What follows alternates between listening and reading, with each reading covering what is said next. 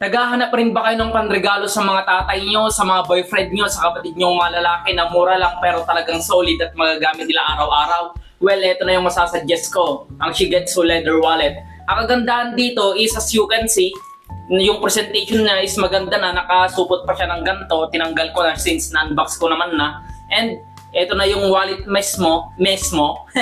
Eto, as you can see, embossed na yung logo niya. And nandyan yung mga cards na malalagay mo, na dami na rin compartments as you can see, 2, 3, 4, 5, 6, 7, 8, dyan. And may 2 na rin compartment dito, wala nga lang laman since wala na akong pera.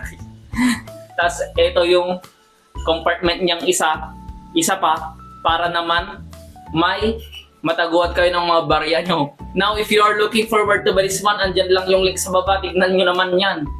Palong-palo. Yan. Shout na bago pang maubusan.